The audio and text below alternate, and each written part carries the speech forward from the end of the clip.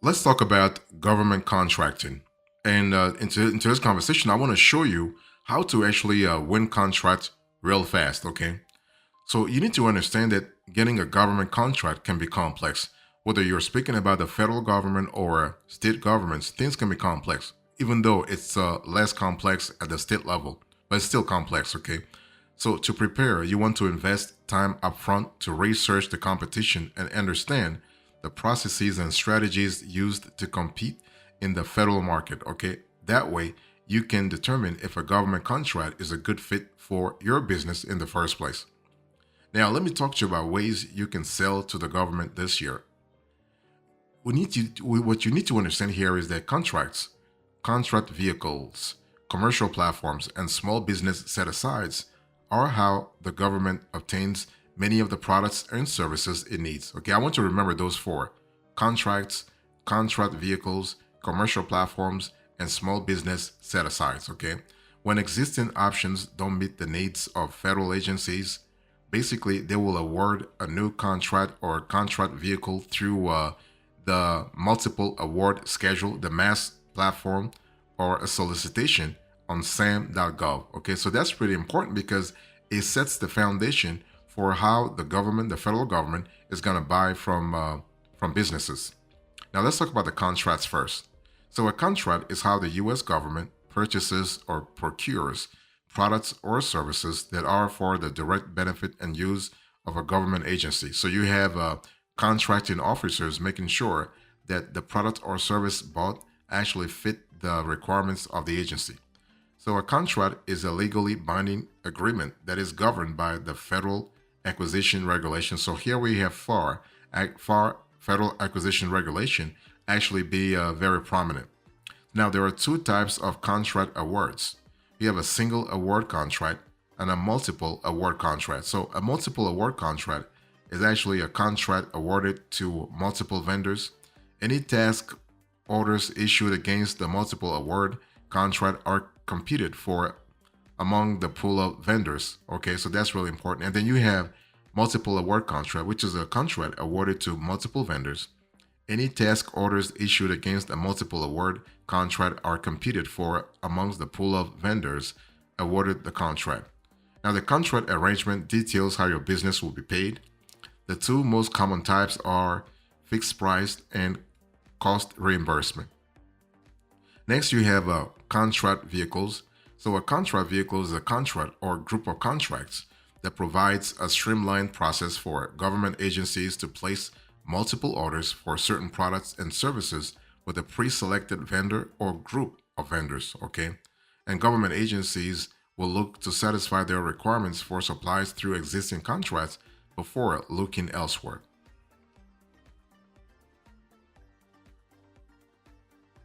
So let me talk to you about the types of contract vehicles. So you have the multiple award schedule, right? One thing you need to understand is that as a contract holder on one of the government contract vehicle, you are eligible to sell your products and services to government and are competing against a smaller pool of competitors for those sales. So you have the mass platform. This is the premier contract vehicle, okay, providing streamlined purchasing for millions of products and services. It is actually the most common procurement method used by federal agencies and supports sales to state, local, nonprofit, and other eligible entities, okay? Through the schedule, agencies can award smaller contract vehicles called blanket purchase agreements, okay, the BPAs, to fulfill their recurrent needs for scheduled services or supplies. So that's the major one. That's the major process here, the mass platform. All other major contract vehicles include multi-agency contracts, the MAX, and government-wide acquisition contracts, the GWACs. Okay, these large-scale contracts are used by federal agencies to place orders for products, services, and solutions to fulfill specific categories of requirements. Okay, such as you can have professional services or information technology, so IT. You also have the commercial platforms. So the commercial platforms program has awarded contracts to 8 commercial online platforms to support the purchase of routine commercial items by federal government purchased cardholders, and federal agencies use these platforms to purchase products at or below the micro purchased threshold, which is generally set at 10 grand, $10,000. Okay. And so awarded platforms within the federal government's commercial platforms program are Amazon Business, e-procurement services, Fisher Scientific, G-commerce, Granger. That's pretty good. You have Noble, and you also have Pacific Link, and finally you have Staples. Now, suppliers or distributors interested in selling products through this program are welcome to proactively reach out to the above participating platforms to become sellers or distributors. So that's really cool. Now, the commercial platforms program has no ability to influence the government's platforms on their seller or supplier related decisions.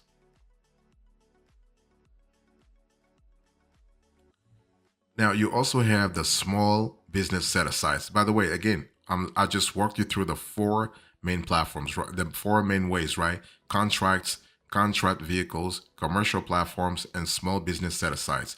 One thing I need to say here is that real fast.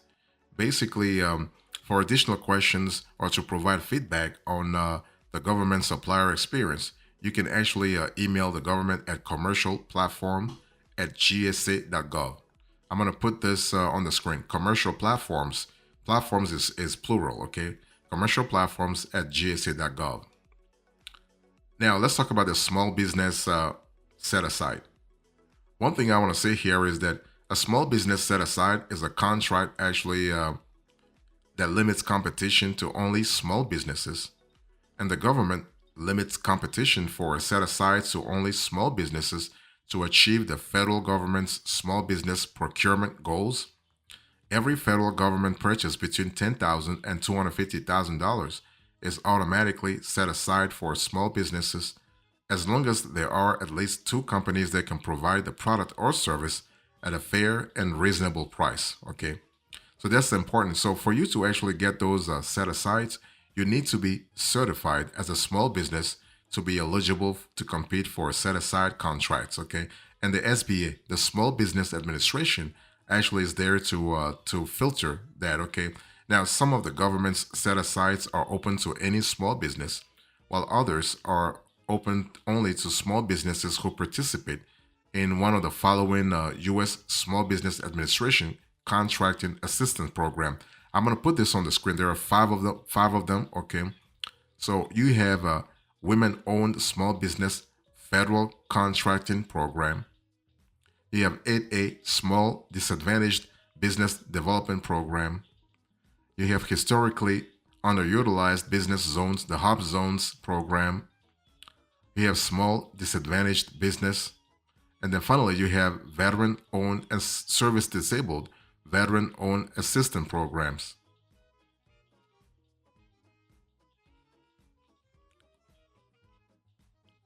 Now, let me talk to you about how to access contract opportunity. We're still talking about government contracting. How do you access contract opportunities this year? So you must first be awarded a schedule, GWAC or MAC contract, or partner with an existing contract holder to access opportunities available through those contract vehicles, either as a prime or as a sub. You can access all of the other opportunities on sam.gov. Okay, totally possible. Now you also have an interesting scenario here, and this is the multiple award schedule. Okay, so you can become a mass contract holder, multiple award schedule contract holder. So becoming a contract holder on the government's multiple award schedule program. Okay, and this is sometimes referred to as the schedule. This gives you access to contract opportunities only available to schedule holders. And unlike the other contract vehicles, your business can make an offer to get on a schedule at any time. So that's totally possible. You have the possibility to get on board as soon as possible. Now, participating in the program is a good choice for most small and medium-sized businesses. While the mass program offers no guaranteed sales for individual contractors, it opens the door to federal contracting opportunities exceeding $39 billion, 39 to $45 billion annually. Okay, so that's really important. Some of the advantages of the scheduled program include being the most common procurement method used by federal agencies. Your pricing has already been determined to be competitive, because for you to actually jump on the schedule, you must be competitive. And ordering procedures for government agencies are actually streamlined. So this is really cool.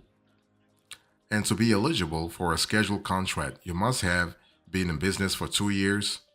You got to have 2 years of financial statements, all the four, not just two or three, all the four.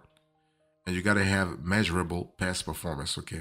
And this requirements may be waived for eligible businesses through the government's startup springboard program. And I actually finished also a video on that springboard program.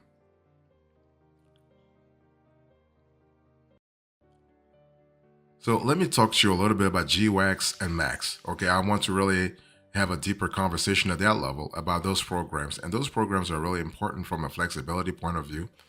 So, like the schedule program, becoming a contract holder on a government-wide acquisition contract, GWAC, or multi-agency contract, MAC, gives you access to additional contract opportunities, right? So unlike the schedule program, there is a limited time frame to submit a proposal in response to a GWAC or MAC solicitation, okay? And there's also a greater level of competition to win a GWAC or MAC, because the number of awards for each are capped, and most are awarded to large businesses, except for those, let's say, specifically set aside for small businesses. So there are actually a couple of advantages for GWAC or MAC opportunities, and those are the fact that you have less competition for task orders. You have ordering procedures for government agencies. Those are streamlined very, very fast. Okay. The cool thing is the government has several active or in development GWACs or MACs on active contracts for which the solicitations have closed. You can still pursue partnering with the contract holders through subcontracting agreements. So, for instance, you have Polaris, you have 8A Stars 3, you have Alliance 2 and Alliance 3.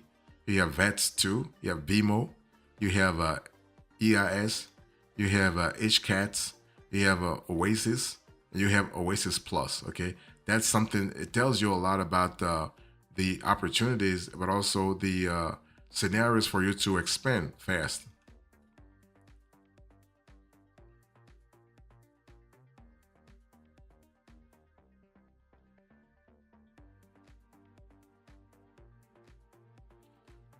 So let me talk to you about partnerships. So if you think about government contracting at the federal level, partnerships can really help you big time. And the most common types of partnerships in federal contracts include prime subcontractor agreements. Those are actually the most known.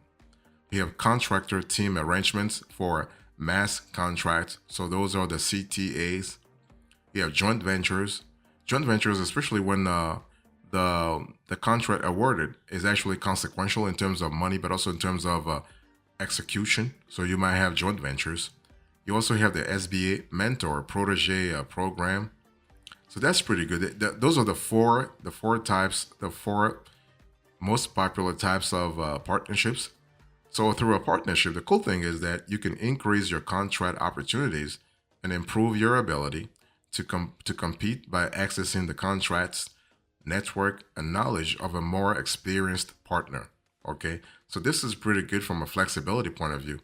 So what you want to do is I also recommend that you research different types of partnerships and what they could mean for your business, because at the end of the day, your business has to make a decision. Okay, now some ways to identify and connect with potential business partners include participating in industry focused events that the federal government sometimes organizes, either at the SBA level or at the state and local levels. You can also research businesses already established as prime contractors using GSA e-library and GSA subcontracting directory, right? So that's pretty good. And you also can get on the prime contractors preferred vendor list, and you can work with the government's Local Procurement Technical Assistance Center. So the PTAC is pretty good in terms of connecting you to the available resources to make sure the federal contract, once awarded, actually gets executed properly, right? So you're not going to come in as a prime, but at least you are able to come in as a sub, or you're able to come in as a third party. And the bottom line is, this is how you gain experience anyway. You don't get experience by becoming a prime right away. You get experience by working under the wings of others and then actually learning the ropes of the federal government contracting process. And then one day you can actually fly on your own.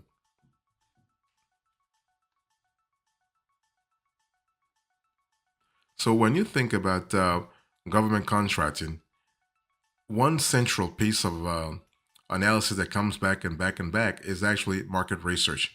You got to do market research, okay? And it's important to understand that at the end of the day, you want to do market research for a few reasons.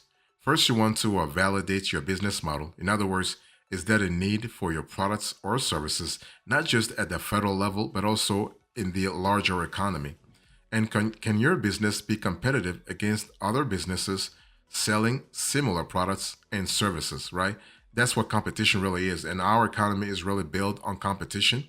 So basically, you can go on sem.gov, like you have information about the contract opportunities and contract data reports. You are able to see wage data for specific labor categories by locality. Again, you can see this on sem.gov. You can even see this on the Labor Department's website, the Bureau of Labor Statistics, the BLS. You can also look at the ceiling rates for GSA scheduled labor categories. This is also available on sem.gov. You can also have a full spectrum cradle to grave acquisition, project and financial management service providers. Okay, so that's pretty good. You can also have forecast of federal contract opportunities nationwide. Here, you can see this through the acquisition gateway. Summary contract award data. So here we have the GSA e-library. You have detailed contract award data. And you can also have the contractor information and price list. So this is kind of cool from a flexibility point of view. So acting on your market research findings is going to be quite essential too. So if you if you basically have found that you are able to get things done, like if you answered yes to both questions, is there a need for my products or services? Can my business be competitive against other businesses selling similar products and services? You're able to actually start competing on a government contract. Okay. Now, if you answer no to one of the questions, consider these other ways of selling to the government. You can submit an unsolicited proposal when demand may not yet exist for a new and innovative product or service. You can find an opportunity to promote your innovative solution via a challenge or prize competition on challenge.gov. So that's pretty good. Or you can try improving your competitiveness by partnering with another business. So in conclusion to this conversation, I spoke to you about government contracting. I spoke about the ways you can sell to the government, how to access contract opportunities, and how to conduct market research. Thank you so much. God bless you. I'll see you next time. Until then, remember, stay marvelous.